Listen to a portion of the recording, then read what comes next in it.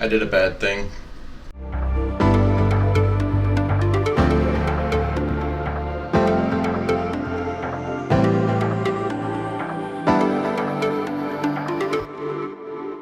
You were a good prop. There you go. Alright, get out of here. Hey Fantasy Heads, today I want to make a quick video. It's almost October, which means it's time for my very first TBR and book haul. Now, if you watched my About Me video, then you know that we are supposed to be moving soon and I'm not supposed to buy any books. But I did it anyway. So if I'm impaled and then set on fire and then stabbed multiple times and you find my body, that's what happened.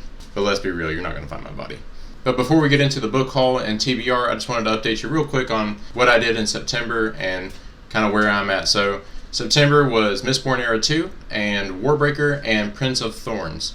And so I'm completely done with the Cosmere except for the short stories and things like that. So I'm really happy to be done, and I'm going to revisit some of it before Rhythm of War comes out. But October is going to be a completely non-Cosmere month, and we're going to get into some other things before November is completely taken up by this massive event, Rhythm of War. Alright, so let's get into the book haul. So the very first thing I got was Arcanum Unbounded, because I had to know what the hell happened in Bands of Mourning. So Secret History is what I'm reading right now, and I'm going to kind of go back and forth into this book just whenever I feel like it or need a short story just to kind of mix things up. I'm not going to read it all at once, but Secret History is what I'm reading now, and I should have that done today, and then I'm going to jump into my first book of my October TBR. Alright, so the next thing that I got was The Poppy War by R.F. Kuang. So this is a book that I don't really know a whole lot about, but I just know that it's really well recommended, that it's based a lot on actual historical events, and I'm not very familiar with a lot of Asian culture, so I'm really just excited to get into this book and just kind of see some more themes that are a little more heavy. And just from the blurb alone, this book seems like it's going to get pretty dark, and it seems like it's dealing with a lot of things about prejudice and just feeling out of place and isolated, being ostracized. And the character is able to use the magic shamanism, and so when she gets to this academy and she's feeling left out, and she can also use this shamanism power, she's basically going to have to save her country. I'm just excited to see kind of how that all mixes together. You know, does she resent them? Does she want to save them, since they've been treating her badly this whole time? So this is probably not what this book is about at all, but I'm just going off of the back of the book cover. So really awesome. Can't wait to get into this book sometime, hopefully before the year ends. Alright, the next one is going to be the Night Angel Trilogy by Brent Weeks. I had to pick this up because it's all three books in one. So it is The Way of Shadows, Shadow's Edge, and Beyond the Shadows, all in one book. This thing is about the size of one Stormlight book, so I feel like you can read the whole series in probably about a week and a half or two, and it's just really cool to get it in one edition. I actually really like the cover, even though it's kind of minimalistic. I think it's just nicely done, and it was only $20, so you can't beat that, 3 books for $20. So of course I haven't read any Brent Weeks. I've got the first book of Lightbringer, The Black Prism, but I actually want to read this first because I think this was his first series before he started Lightbringer, and I want to see his early work before I go into his later work. I just feel like as a reader that usually gets me better results than going from their more recent work where they've improved a lot and then going back doesn't really work out as well. Alright, so the last book is a book that I wanted to pick up for a long time, The Shadow of What Was Lost, the first book in the Lycanius trilogy. I don't know anything about this book other than it says, if you love The Wheel of Time, this is about to become your new favorite series. Yeah, so that's some pressure, some self-inflicted pressure, so I hope this can live up to it. I know Mike from Mike's book review said that Lycanius melted his mind. I love when that happens. So if I had to guess, that this book is probably a little less in scale than The Wheel of Time if it's just a trilogy, and it seems like there's 2 characters who are kind of intertwined. One's name is Davian, and the other one is unknown. There's another guy in the story who wakes up in a forest covered in his blood, and he doesn't know how he got there. So color me intrigued. So I like that this book has the name Shadow in it.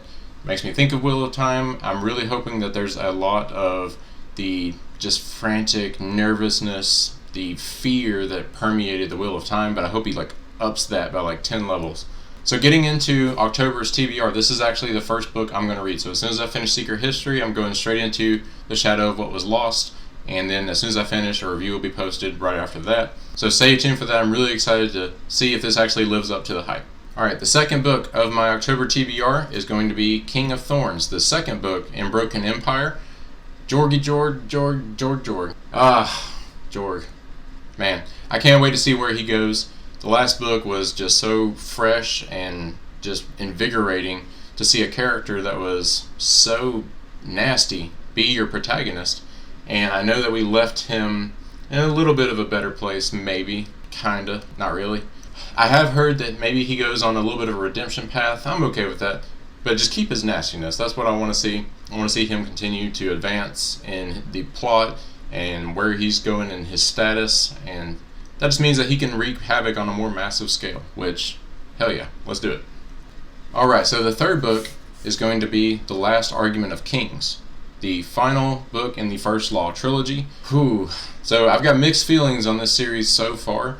I like a lot of things with the characters, but the plot. I'm really hoping that Joe Abercrombie can really wrap this up in a neat bow with this book. I've heard some things before about the trilogy not ending well.